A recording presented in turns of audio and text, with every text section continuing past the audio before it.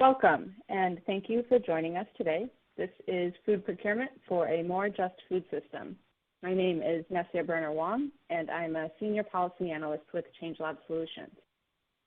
Before getting started, I wanted to go over a few housekeeping tips or notes for participants. On the left-hand side of your screen is a Q&A box. If you're having any technical difficulties during the webinar, send a question through this box and we'll try to help you out. If time permits, we're also planning on answering a few of your questions at the end of the webinar. Throughout the webinar, you can submit those questions for presenters in that same Q&A box. If your question is for a specific presenter, please remember to identify them in your question. And if we don't get to the Q&A before the end of the hour, we will try and stay on a little longer to answer a few participant questions, and you're welcome to stay with us. And finally, the webinar will be recorded and sent out to all webinar registrants early next week. A quick introduction of ChangeLab, if you're not already familiar with us. We're a national law and policy organization that's located in Oakland, California. We work to advance equitable laws and policies to ensure healthy lives for all, and we prioritize communities whose residents are at highest risk for poor health.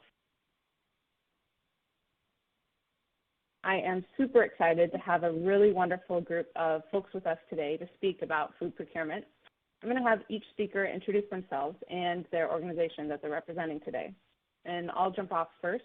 My name, again, is Nessia. I'm a Senior Policy Analyst at ChangeLab, and I work on food systems policy, including procurement. And my background is in food security, public health, and federal nutrition programs. And I'll pass it off to Elizabeth to introduce herself. Hello, good afternoon, everybody. My name is Elizabeth Reynoso, and I'm an Associate Director at Living Cities. Living Cities is a collaborative of 19 philanthropic and financial institutions. We harness the collective power of philanthropy, financial institutions, and local governments to close racial, income, and wealth gaps in American cities. My background includes being the former Food Policy Director for the City of Newark. Hi, everyone. My name is Jessica Gilbert, and I'm in Buffalo, New York, which is located on the traditional territory of the Haudenosaunee, or Six Nations.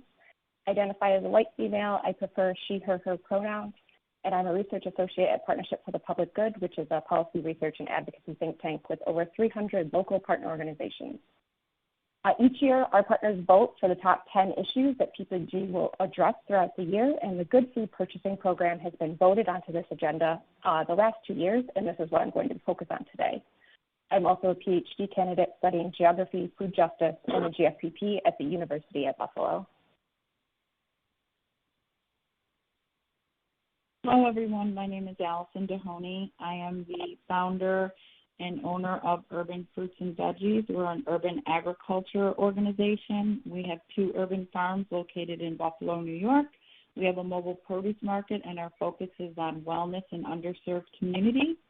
I am also the chair of the Food Policy Council of Buffalo and Erie County. I come from a corporate background, so I left corporate America in insurance and finance to start Urban Fruits and Veggies approximately 5 years ago. Thanks, Allison. So here's a brief look at what we'll cover today. First, I'm going to go over food systems and a good food approach, and then we'll go into procurement and how that fits into the connection between procurement and health equity. And then I'll pass it off to our speakers, who will dive into the good food values of local economies and a diverse workforce. And finally, we'll share some resources and answer some of your questions. And now to our just food system. So I can't talk about food systems and certainly not about building a more just food system without honoring and acknowledging the communities across the nation that are protesting the murders of George Floyd, Ahmaud Arbery, Breonna Taylor, Rayshard Brooks, and sadly, countless others. The structural violence against Black people that protesters are responding to is the result of a long history of laws and policies that discriminate and disenfranchise. These laws and policies that have perpetuated a legacy of slavery, of white supremacy, of segregation, and of disenfranchisement are the most powerful risk factors in health. They are these same risk factors driving racial disparities in health and economic outcomes in the midst of the COVID-19 pandemic. Health equity cannot be achieved until we address this anti-Blackness that comes from insidious discriminatory systems, structures, and practices, not just of the policing and criminal justice system, but also in our schools, healthcare, housing, and in our food system. Policies across the food system, including in procurement, can be leveraged in this effort. Policymakers and governments and funders and advocacy organizations and educators, including organizations like Change Lab, all play a critical role in the decisions that shape our communities and can push back at the fundamental drivers of health inequity. With that context, I think the food system does provide a unique opportunity to shape the health, environment, social, and economic outcomes of communities. The food system is broad-reaching. It's one of the largest industries in terms of employment, and so it's a key ingredient in reversing the fundamental drivers of inequities. Each component of the food system, from production, processing, distribution, consumption, and disposal, influences those outcomes. But that does not occur in a vacuum. The way that we approach food systems, the values that we place at the core of our approach, that drives the activities in the food system supply chain. And a food system that values local economies, that values diversity in business, a valued workforce, nutrition, environmental sustainability, and environmental welfare, those can help shape a community's or a region's outcomes. So let's draw out the specific connection between procurement and health equity. A definition that we have used for health equity from the National Academies of Sciences is the, quote, state in which everyone has the opportunity to attain full health potential, and no one is disadvantaged from achieving this potential because of social position or any other socially defined circumstance. And for everything I've said up until this point, let's push that up to the systems level and add, because of structural discrimination such as anti-Blackness. So the foundation of this concept and the concept of health disparities is the understanding that the differences in health experienced by these populations are unjust, they are avoidable, and don't result from genetics or biology, but from the systemic discrimination and social exclusion. And in the context of food procurement, addressing health equity requires a total reframing of institutional purchasing that intersects with health in ways that go beyond just nutrition and healthy food access. And to use it as a tool for achieving health equity and justice in food systems, we need to see procurement as a strategy for creating good food jobs, economic development, racial equity, and environmental sustainability. This is an infographic that we developed with the Center for Good Food Purchasing. They're an organization that's leading the charge to shift institutions towards a values-based purchasing model. To demonstrate that this framework for how equitable food procurement as one activity that occurs within food systems can contribute to a more just food system. And it might be a little late here, but I do want to clarify what we're talking about when we say procurement. Procurement is the process of finding, contracting for, and acquiring goods or services. Local government agencies, school districts, and other large institutions like hospitals and universities are often some of the largest food purchasers in a community. And they're also an important source of food for community members. Americans eat more than a third of their calories outside of the home. And with this purchasing power and the standards and criteria that are driven by good food values that they use to find and select their food supplies, they can address structural drivers of inequity like structural discrimination, income inequality, and disparities in opportunity. So to go back to the idea of using good food values in procurement to drive food system activities, here are a few examples. For valued workforce, 1 out of every 7 workers in the U.S. works along the food chain. But a lot of those jobs come with very low pay, poor working conditions, and no benefits. The procurement policies can help to demand better conditions for these workers. For environmental sustainability, if U.S. public schools, for example, reduced their meat purchases by 30%, they could reduce their carbon footprints by 700 million kilograms at very little extra cost. And for health and nutrition, consider who typically eats food served by governments and other institutions. Most often, this food is served to people from groups that are already at increased risk for or overburdened with diet-related diseases like hypertension and obesity. Examples here might include low-income seniors or children from food-insecure households, people living in institutional settings such as correctional facilities and psychiatric hospitals. Valuing health and nutrition can shape this food environment. Elizabeth, Jessica, and Allison are going to go deeper into two more of these good food values, local economies and diversity in business. In the most simplest sense, leveraging institutional dollars for local economies can keep dollars circulating in a region so that they can stabilize and grow local economies.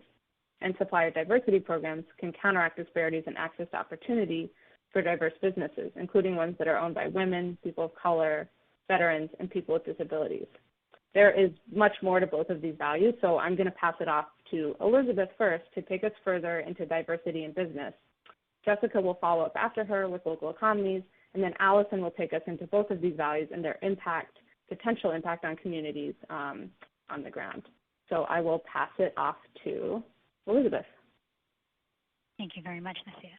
Again, I'm Elizabeth Reynoso, and as I mentioned at the top, I was a former food policy director for the city of Newark, New Jersey. Now, I work with Living Cities, and that means working with cities around the country on closing racial, income, and wealth gaps. But I have to tell you, we didn't always acknowledge race in our work. In fact, we would say we want better results for low-income people faster. Now, 7 years ago, we began a process of reckoning with the fact that despite successes along the way, we had not achieved widespread progress. And in fact, income inequality and racial disparities have become more pronounced than ever. Living Cities' vision is that all people in U.S. cities are economically secure and building wealth and living abundant, dignified, and connected lives. Our values are racial equity and inclusion, collaboration, innovation, leadership, and impact. I'm sure many of you share some of these. But let me focus on racial equity and inclusion. Why is it important? Well, if inclusion is being, let's say, invited to a table, to a meal, then racial equity is ensuring that those who have been on the menu are deciding what the menu is and benefiting from the meal in terms of connections and the wealth generated. If you want to know the business case for racial equity, let me take it from one of the members of Living Cities, Kellogg Foundation. They had a 2018 report called The Business Case for Racial Equity. And they said combined impact of disparities in health, incarceration, and employment results in $2.7 trillion fewer dollars in economic output. Kellogg Foundation also estimated that the tax revenues could increase by up to $325 billion for state and local governments, and the national GDP could rise by 22% simply by addressing the racial wealth gap. So folks still ask me, can't we just talk about equity? Why do we have to talk about race? Well, when we talk about race, we often think about it as something that is personal, about a person. Am I a good person? Am I doing the right thing? However, disparities, inequities function as a system that has many parts that work together. That's a quote from Shakti Butler, who's the director and producer of Cracking the Code.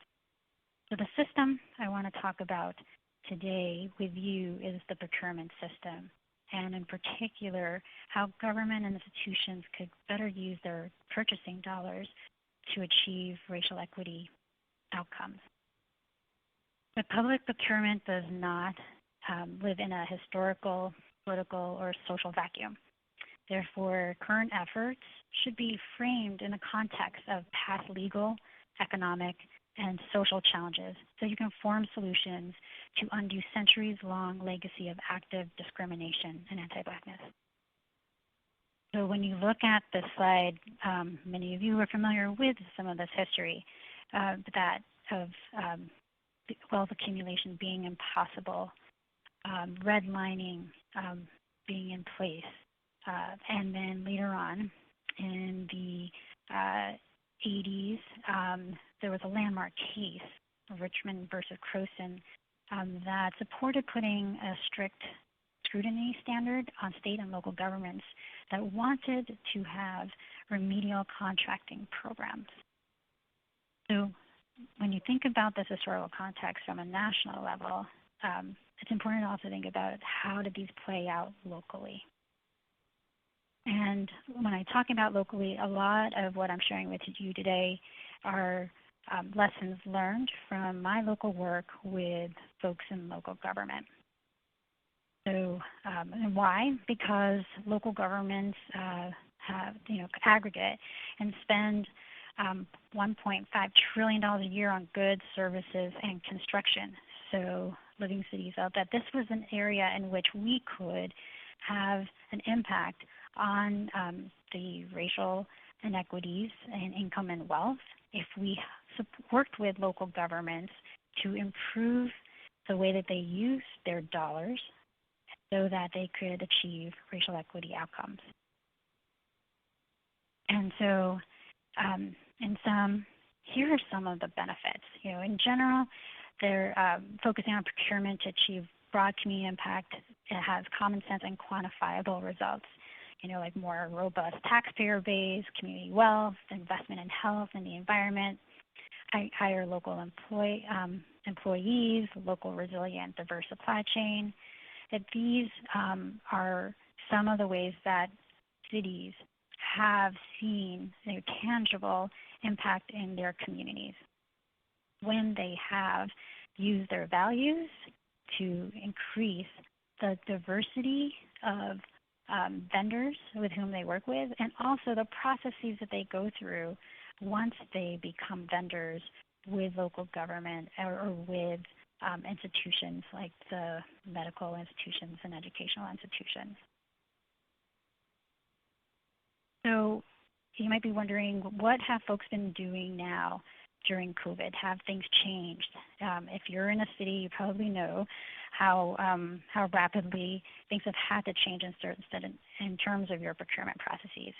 Here are 4 examples of procurement during COVID that I think are examples of cities that have maintained their values throughout in order to achieve racial equity outcomes.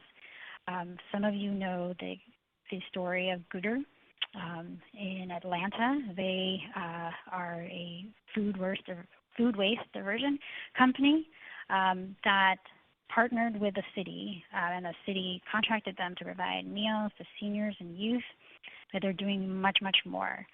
They have pop-up grocery stores as well, and it's all because Jasmine Crowe, the founder, always believed that food insecurity is a logistics problem.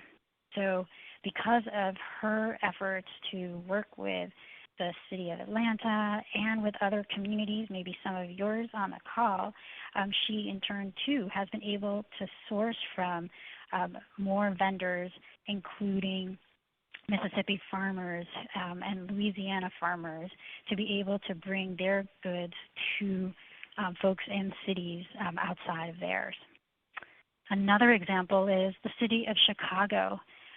Mayor Lightfoot was working on a massive public health campaign to make sure that folks were staying home and staying safe. And it was important for her and her city to ensure that if she was going to be creating a media campaign, that she would make sure that she was sourcing, not exclusively, but intentionally with media agencies, PR agencies, to create a campaign that was very much targeted to the Black community as well as the Latinx community, by also engaging companies owned by people of color. And so you might know the For Jason campaign that was used in Chicago and elsewhere. In the city of Minneapolis, they contracted with 29 organizations to strengthen the capacity of mental and behavioral health providers and community cultural healers to provide services to residents, particularly residents of color, who may be experiencing increased stress and trauma related to the outbreak of the coronavirus. The city used their own dollars to create an emergency health fund that provided services that range from like $2,500 to $7,500 to ensure that culturally competent mental and behavioral health services were provided to the community. And then the city of Houston was concerned about how social distancing might make it challenging for new vendors to be able to become certified with the city. So their certification officers started conducting virtual vendor site visits to facilitate certification for small businesses. They administered the certifications that were required so that folks who could be subcontractors on city projects would have the opportunity to. And they were able to comply with all the social distancing guidelines using Zoom, making it possible for business applications to continue to be processed and be listed for credit subcontractors on new bids or proposals that were being released and continue to be released by the government and related projects. So these are just 4 examples, not all food related obviously, but ways in which cities maintained their values and applied it to how they purchased and who they purchased from. So for those of you who are not procurement professionals, I definitely was not one, but I've learned from those who have been practicing this for a while. So I want to share with you in the next 5 slides or so ways in which you can partner with your purchasing and procurement experts, your colleagues. And so these are tactical ways to increase equity in your cities and when you are making your food purchases in your organization. So the first one is assessment of local vendors of color. MBE is a term for minority business enterprises. I choose not to use the word minority, but that is an acronym that is well known in the procurement field, as well as a bunch of other acronyms that include women or diverse. I'm sure you all are familiar with that alphabet soup. But it's important to know what the availability and capacity is of potential food manufacturers, service providers for your needs. And so many folks start off with ensuring that they have a good sense of what who the vendors are and what their capacity is. And so just doing that might take a lot of study. But you can also see, I gather, from colleagues, whether it be at different levels of government, like if you're in the city, you might ask the county. If you are, once again, in local government, you might ask your partners and anchor institutions who they purchase from and work with their diversity supply folks. You can ask your chambers of commerce if you haven't already. But it's important to keep reviewing this list of vendors because new ones come up all the time. So finding ways to identify them is important and keeping that up to date. Some cities have done an analysis or disparity study. That requires a little bit more investment and takes a little bit more time, but from that you get the sense of how many potential vendors are in sectors that are important to your city and how well you've already been working with them, engaging them, contracting with them. And so you can identify what disparities there are in your city's current purchasing. Others might consider going regional. Just got an email from folks from the city of Richmond, and once again, not a food-related procurement need, but you can imagine something similar where the city of Richmond is looking for a contractor to support the call for and the decision to remove Confederate statues. And so they thought it was important that this work be done by a contractor who is a vendor of color or an MBE. So they reached out in the region because they did not have they couldn't identify any local folks who would be able to do this. And doing so, they were able to identify a host of folks to do it, including from New Orleans, because New Orleans had already removed some Confederate statues. Also, another way that you can increase equity is by simply doing outreach. One of my favorite people who has done this work well out of the city of Memphis has said to me, you cannot over-communicate opportunity.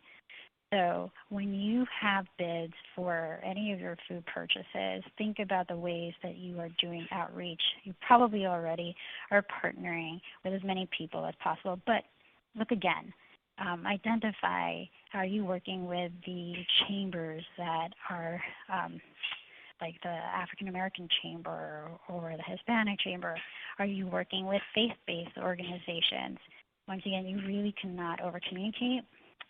Also, think about how often you are communicating what your purchasing needs are. Can you do any forecasting so that newer, smaller businesses who might not have contracted with you again before would consider contracting with you and be able to put in a successful bid because you've given them the information ahead of time, not just giving the information, the bid or proposal, having that out when there's like a really quick turnaround. I know because of COVID there have been those instances, but when you can, if you can forecast and share your citywide buying plan, that makes a big difference to smaller businesses who have not been part of the process before, so that they can prepare or partner with others to be able to put in a successful bid, prepare inventory,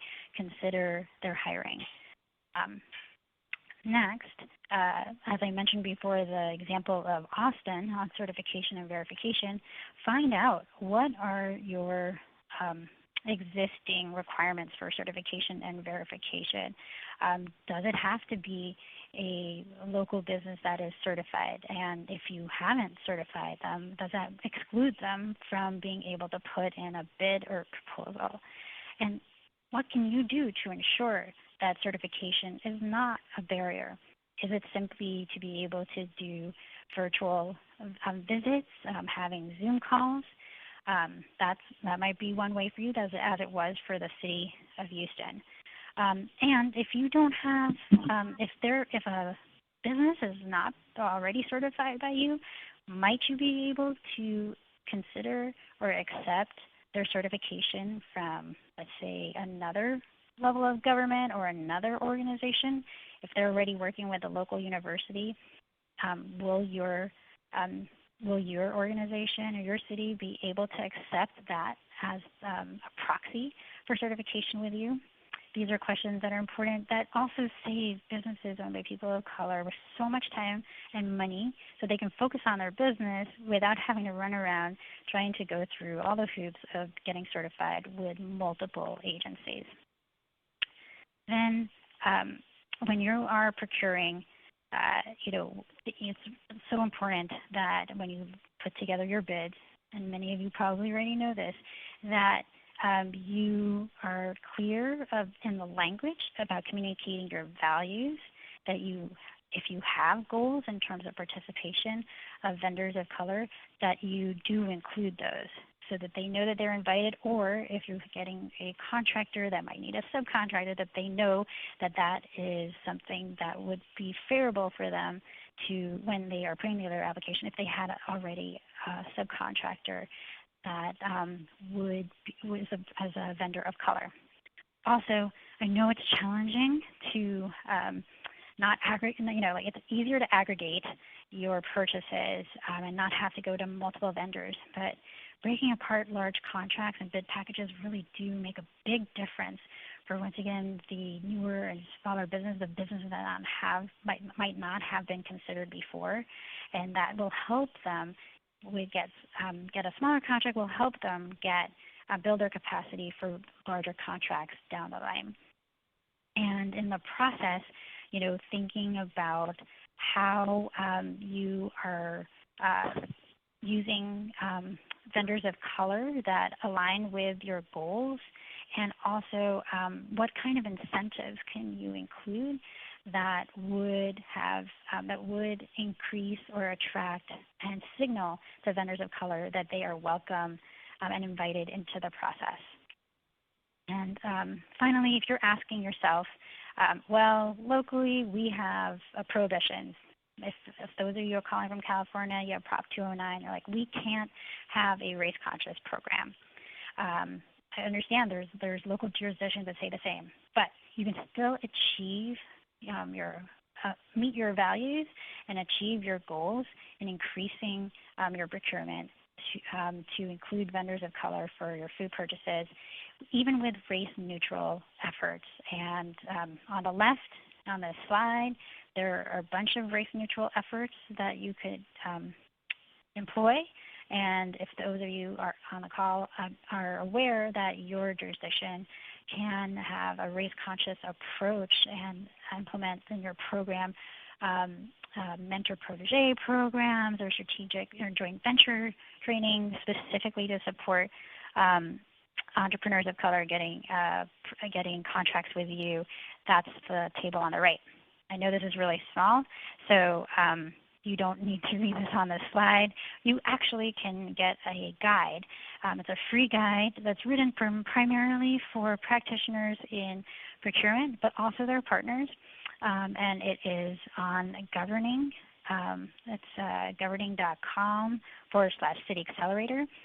As I said at the top, many of these lessons were learned from our work with cities across the country, approximately 15 of them, that have said that increasing the number of vendors of color in terms of numbers and in terms of contract amounts was important to them to close racial income and wealth gaps because they understood the impact on their health, on the environment, and community wellness. Thank you very much for listening, and if you have any questions, I'll talk to you at the end. And I will pass it on to Jessica.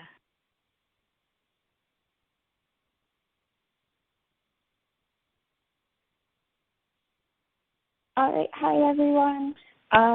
Sorry, mute was not working very well for me for a moment. Today I am representing the Good Food Buffalo Coalition, which is working to bring the Good Food Purchasing Program, or the GFPP, to the Western New York region. The GFPP works to leverage institutional procurement power to promote just food systems by helping public institutions to spend public money in a way that reflects public values. These values, which Nessia touched on before, are nutrition, local economies, valued workforce, animal welfare, and environmental sustainability. The GFPP focuses on passing policy at various levels of governance in order to enable public institutions to pursue values-based purchasing. So our coalition kicked off in Buffalo in April of 2018 and is now comprised of over 20 local member organizations representing all 5 values of the GFPP, in addition to local and national partners who also support our work. Since 2018, our coalition has collaborated to educate ourselves and our communities about the importance of good food, support the good food work of our community and institutional partners such as the Buffalo Public Schools, and advocate for a regional food system that promotes the health and well-being of all, both people and planet. In addition to the 5 GFPP values, our coalition prioritizes racial justice. We work to undo the racial disparities experienced by marginalized farmers and food businesses with an emphasis on supporting and promoting Black farmers. We intentionally use the term racial justice rather than racial equity. In doing so, we are emphasizing that not only must the outcome be just, but the process must be just as well. This distinction, we believe, is extremely important, especially in terms of policy development and implementation. The main points that I plan to explore today relate to the importance of local economies, and more specifically the local food system. I want to ground us in some context first. As is the case throughout the country, systemic oppression and discrimination is rampant in Buffalo.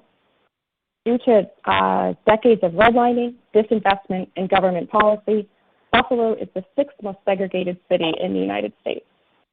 And again, as is the case throughout the country, COVID-19 has highlighted these racial disparities in our city.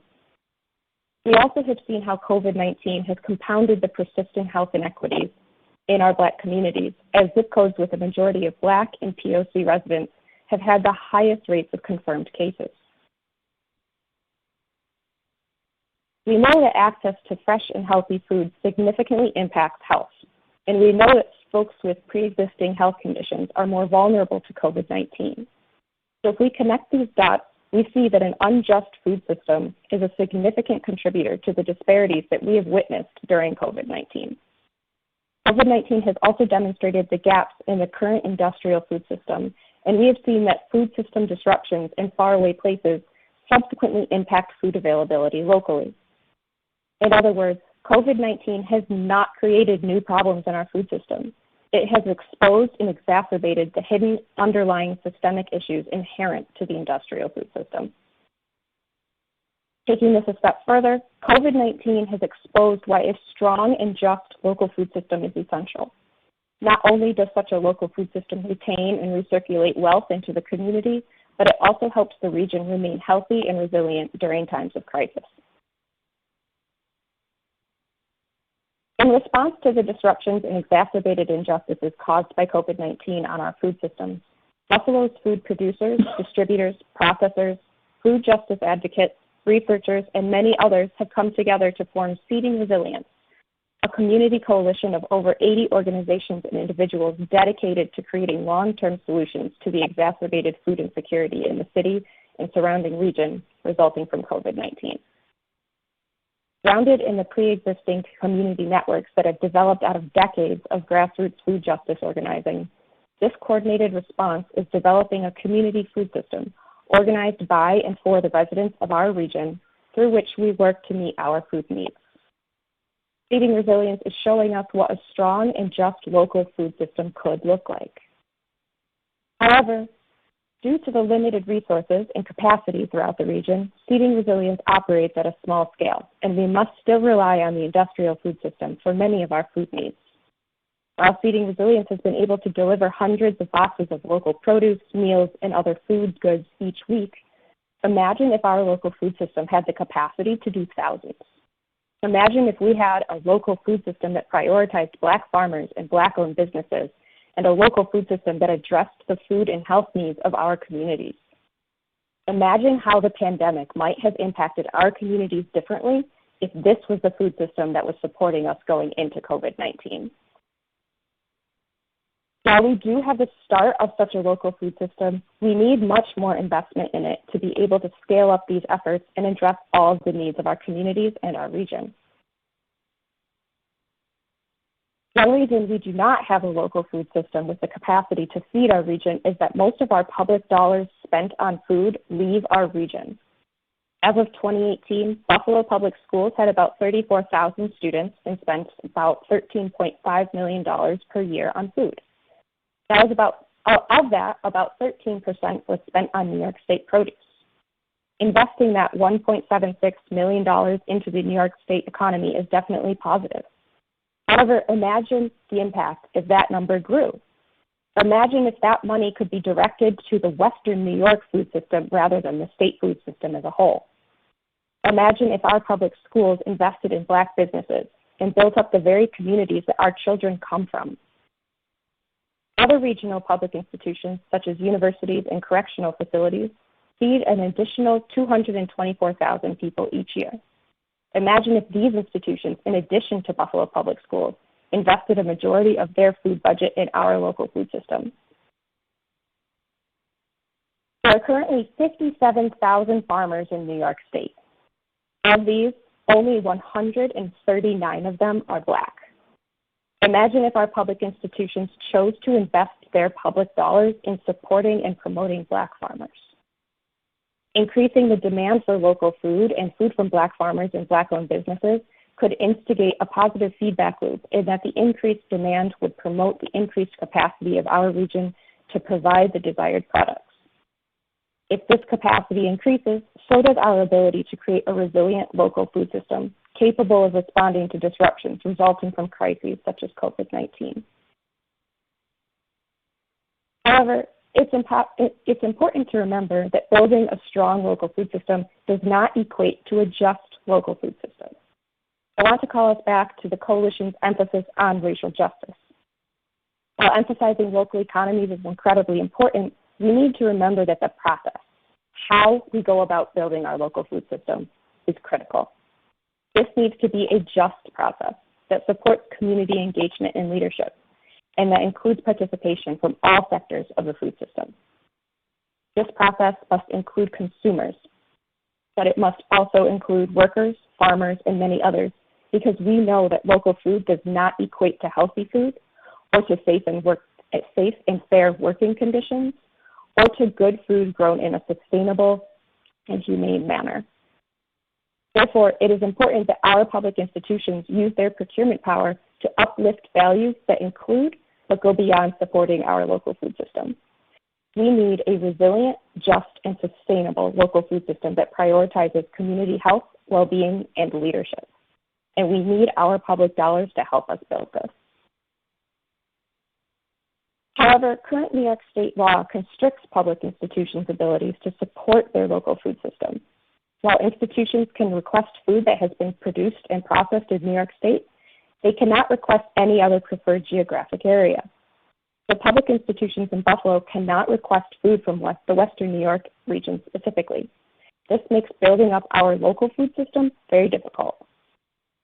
Furthermore, it is extremely challenging in New York State for public institutions to align their food purchases with any value other than geographic preference. With few exceptions, contracts must be awarded to the lowest responsible bidder. In other words, the entity that has offered the cheapest prices for the bid requested.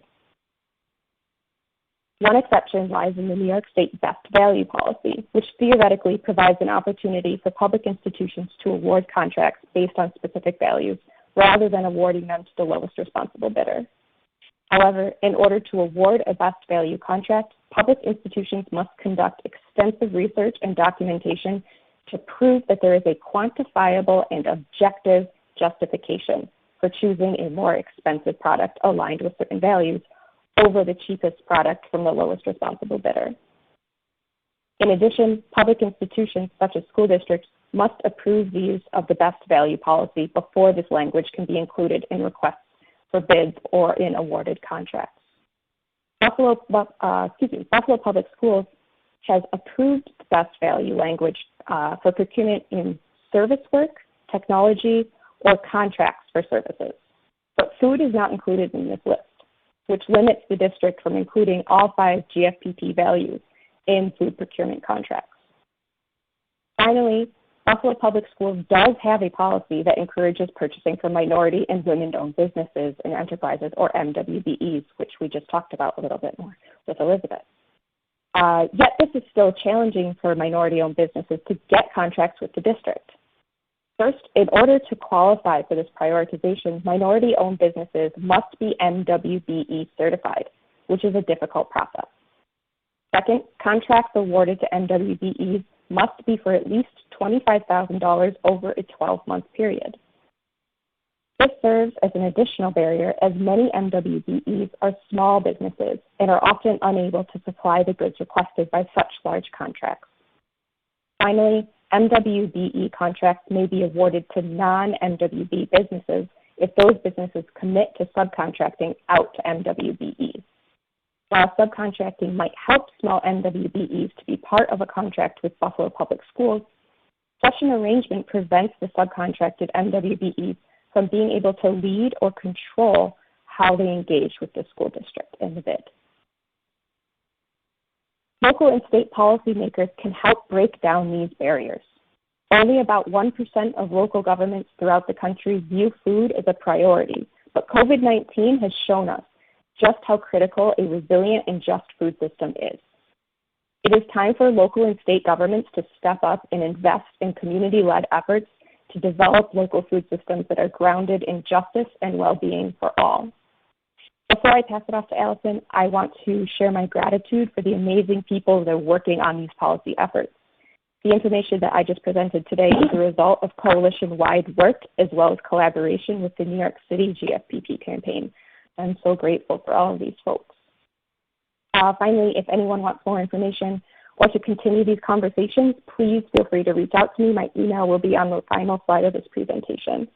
So thanks, y'all. On to Allison. Hello, everyone. 3 really great presentations, so I will try to bring it down to our local level.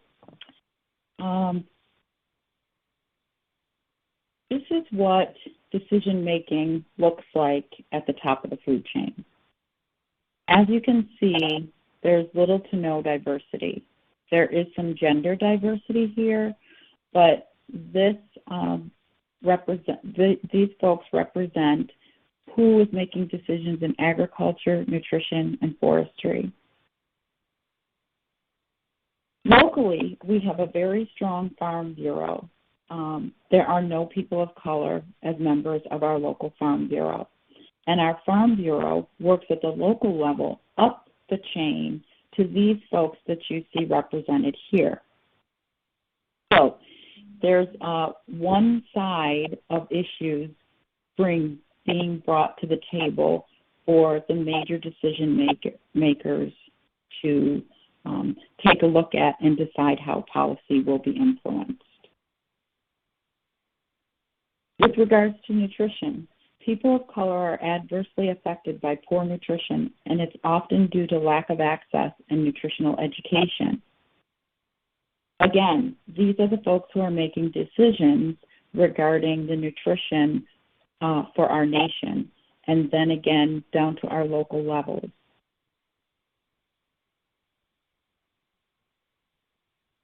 So how do we grow without equity? On average, it takes 3 to 5 years for a new business to reach some level of stability, and usually 5 years is the mark of when you can say my business is strong and it will survive.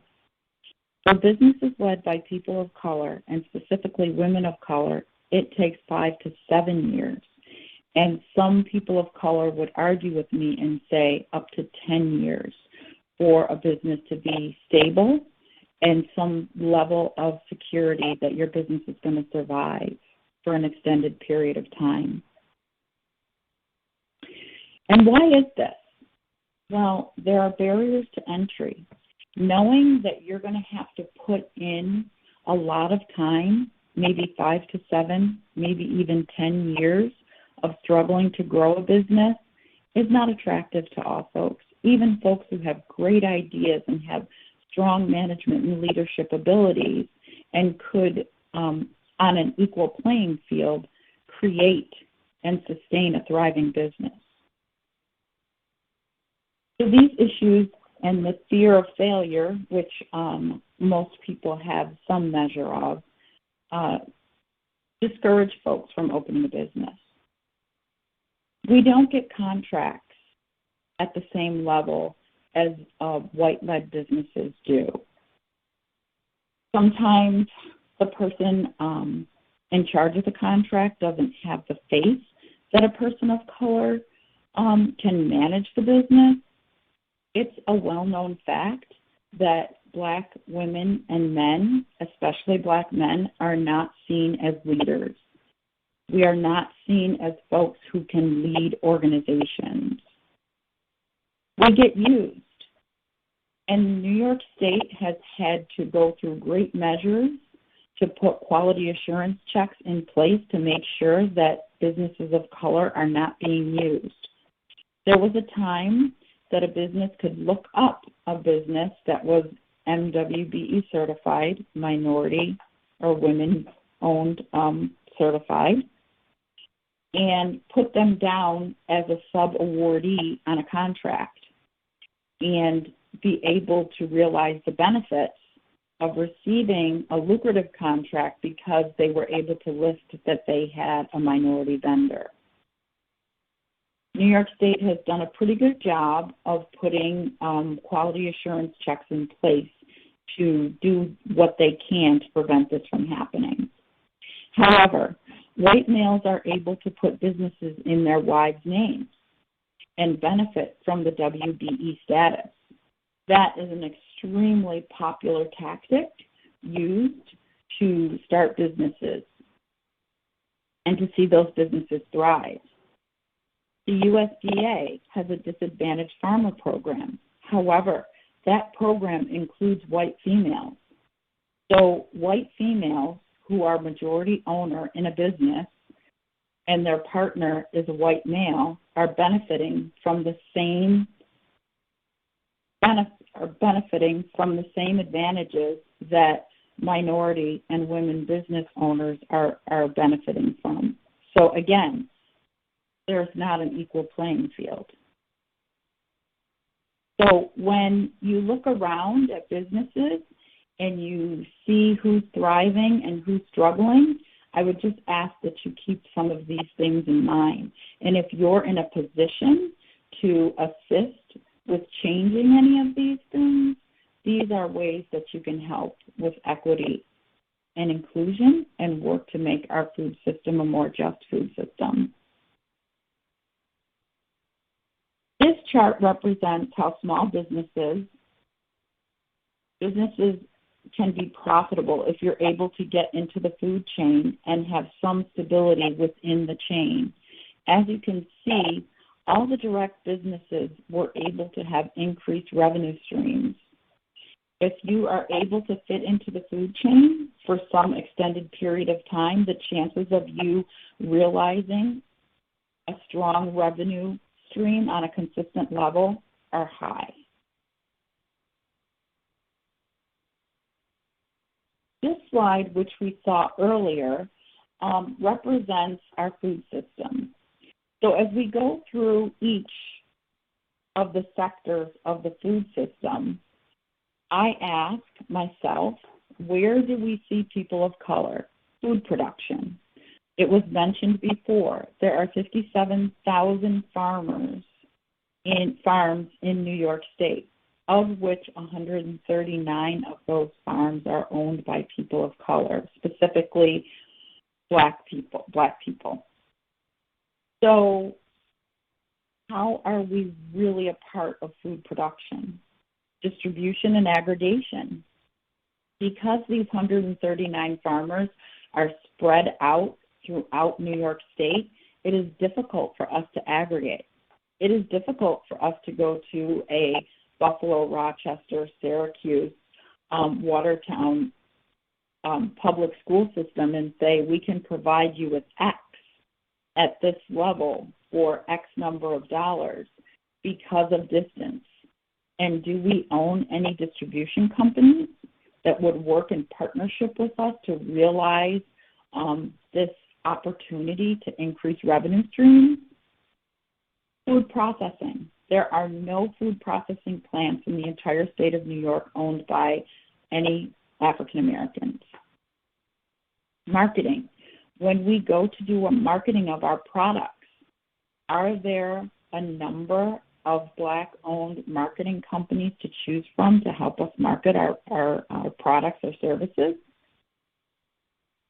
Here's where you do see us in purchasing.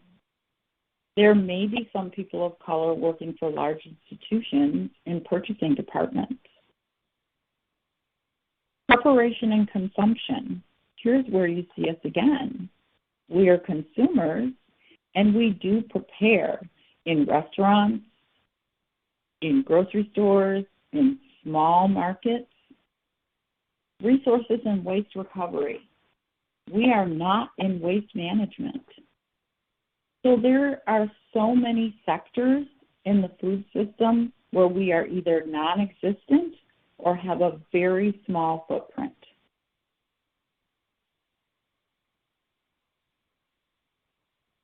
So the community impact. For example, if Urban Fruits and Veggies receive the contract, we are participating in local governments that help clients, public agency staff, and other consumers gain improved access to healthier institutional meals that have been prepared with fresh, high quality, and locally grown produce. We are a supporter of our local coalition working with the Good Food Purchasing Program because of this reason. Because 80% of the children in Buffalo Public Schools are Black. We, as Black business owners and Black growers, need to influence what those children are eating. If we receive a contract, there will be heightened attention to where one's food comes from. This helps to bring a greater awareness among community members and the greater public about the importance of strengthening sustainable and equitable local food systems. As a grower, specifically a grower in the city of Buffalo, we are strengthening our local food system, but are we receiving contracts to help us be sustainable and grow in the way that we should as compared to how we're strengthening that local food system?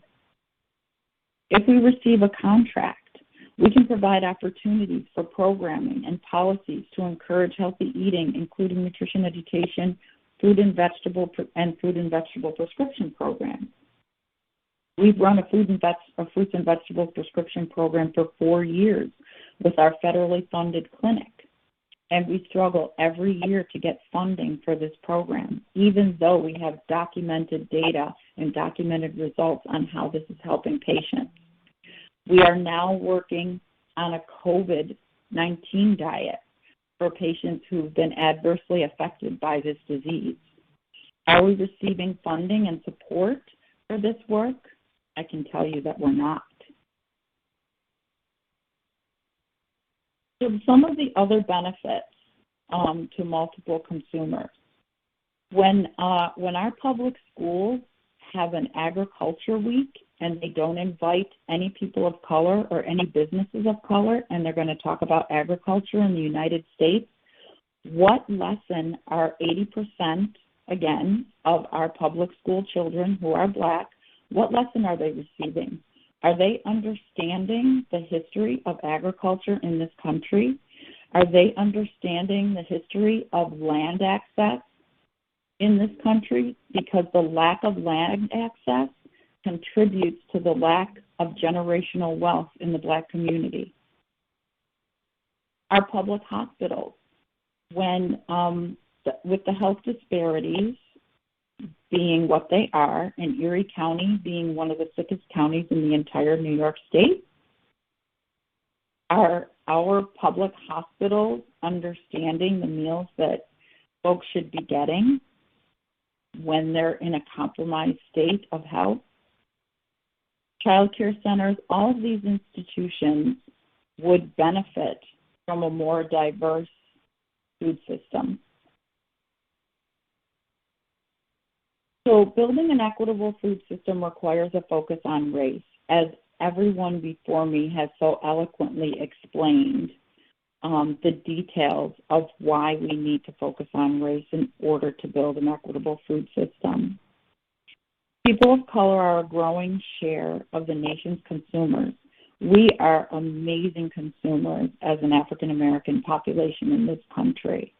However, it is time for us to shed our high numbers of being consumers and be leaders and owners of businesses and have access to contracts that will allow us to realize increased revenue and begin to build on the generational wealth that is so desperately needed in our community. But we can't do that if we're not healthy. And this inequitable food system has a direct impact on poor health. And if you don't have good health, you can't work. And if you have poor wages, you cannot support your family. The obesity rate in the African American community is extremely high. Food workers earning sub-minimal wages, extremely high. An equitable food system would produce different outcomes by making healthy food available to all, by providing good jobs and fostering healthy neighborhoods. It would strengthen the economy by bolstering incomes, spurring business development, and contributing to equitable economic development in segregated and long-distressed neighborhoods. Thank you.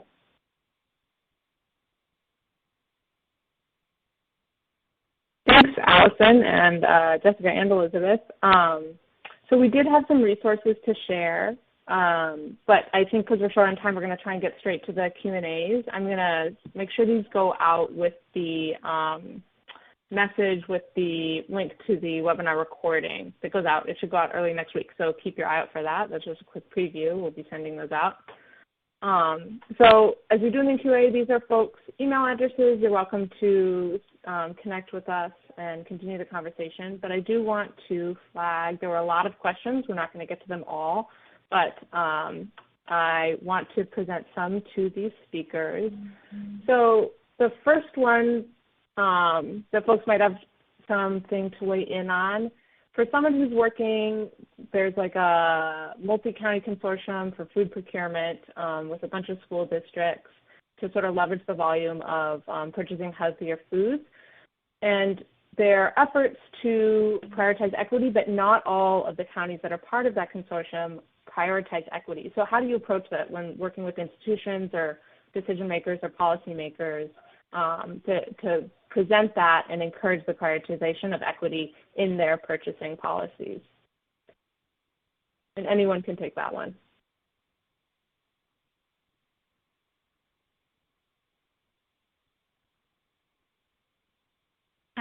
This is Elizabeth. I'm happy to. So here's where I think we would engage in inside, outside, organizing, if you will.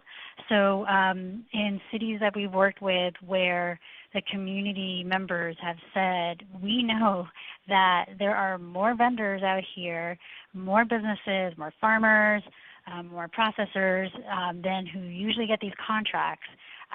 They have asked the city to, for answers like, why aren't you contracting with them? And they found champions within the city or the organization or institution that's purchasing who would support them. So it's like necessary to have that information out there for cities who've been able to do disparity studies, and many times because of that outside organizers demanding this information. Disparity studies have been done by cities.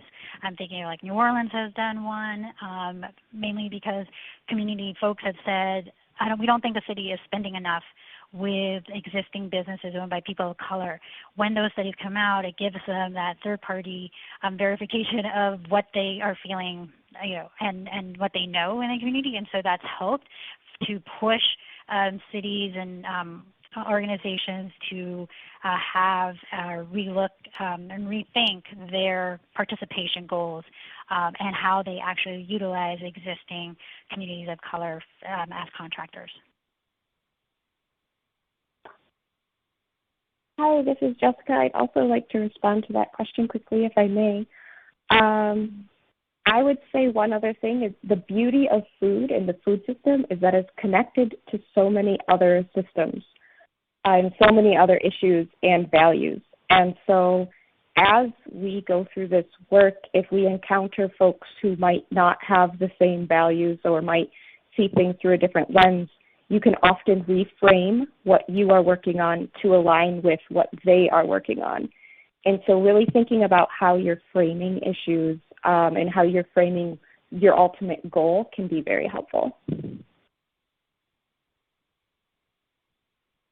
Thanks. Allison, did you have anything to add to that? No, I think it's been covered, and I agree with what Elizabeth and Jessica said. Thanks. All right, well, bouncing, I'm going to ping pong back to local economies. And this might be, I think maybe for Jessica, you might have more experience with this, but anyone jump in. Have you seen any cooperatives used as a strategy to pull products together to make successful bids with institutional buyers, and any tips for that?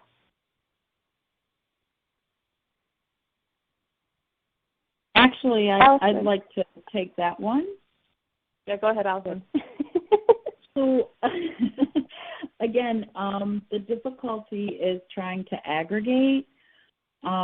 We, as a group of Black farmers throughout New York State, we would very much like to be able to respond to some of these requests for proposal.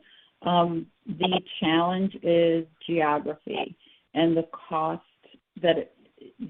would be prohibitive to move, like, say, produce from a farmer in Binghamton to get it to Buffalo or vice versa to be able to meet those contract demands.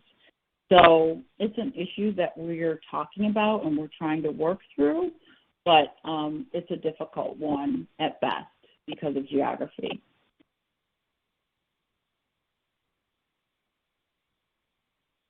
Thanks, Allison.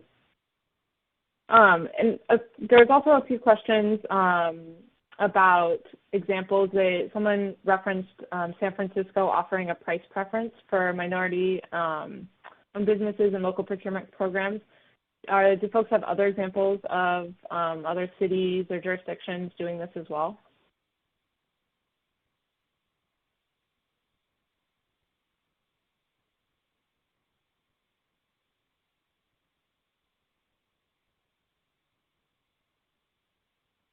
This is Jessica. I do not. I was wondering if maybe Elizabeth would, because I also would love to hear if there are other examples. I don't have any specific ones. I do have, I just do know that cities are definitely thinking about this if they haven't already implemented it. Thanks. And another question that came up around MBE and WBE criteria, have speakers found it important to assist community members to know about those criteria and sort of helping them through that process? I think, Elizabeth, you talked about a bit about this in your section, but if there's any tips on that. Yeah, I think I also tried to answer that.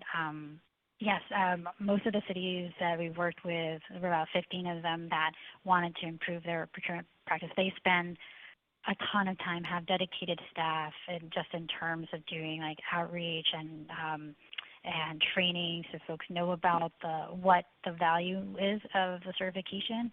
But they don't just go to where the business owners are, but they go or to their businesses themselves, because I know they don't have time to like look up all these certifications or go through the process. But they go to the churches, or they go to the barbershops, they go anywhere to engage folks in the community who might know a vendor who might not know of the opportunity and its value, and try to encourage them, because it definitely is a community effort. Thanks. And I think I'll try and fit in one more question.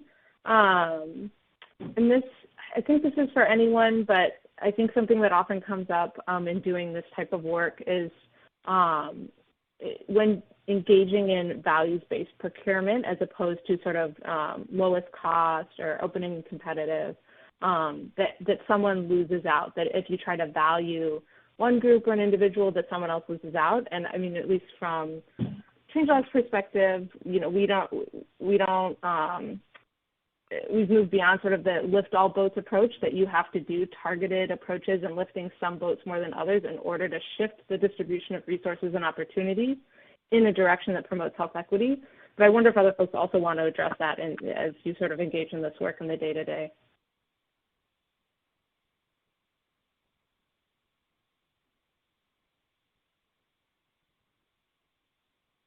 I can address that. This is Jessica. I think one approach that at least our coalition has found really helpful is the process, which I touched on before. Just making sure that there are multiple stakeholders at the table and multiple voices that are being heard and that are involved in creating this process. It's not enough simply to say, okay, we've had stakeholder engagement or we've had community engagement, right? We need leadership from these multiple stakeholders as well. So I'm going to leave it there. I'm wondering if Allison can also chime in.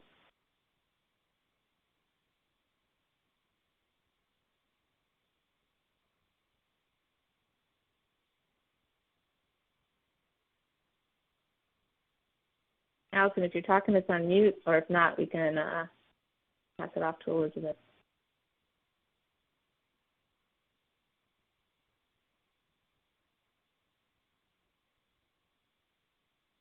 All right, we might have lost Allison. Elizabeth, did you have any comment on that?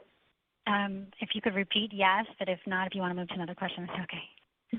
No, I think there's sometimes a perception that if you do values-based that somebody has to lose out, and I think, as I said, that I think targeted approaches are necessary because there's very inequitable distribution of resources and wealth, and that you do have to lift up some people in a targeted way in order to achieve community-wide health and equity. So if you had any other comments on that.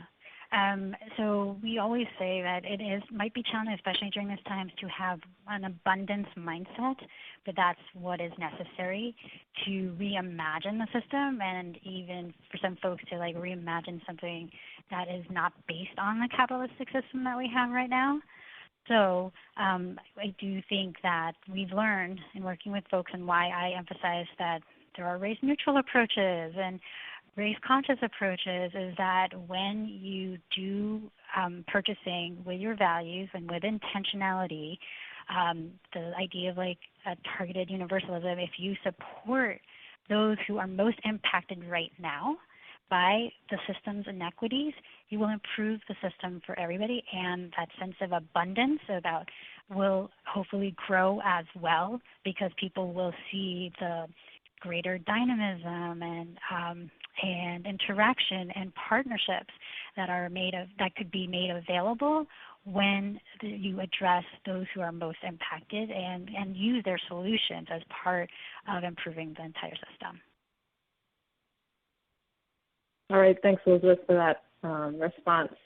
So I think we're going to end it there.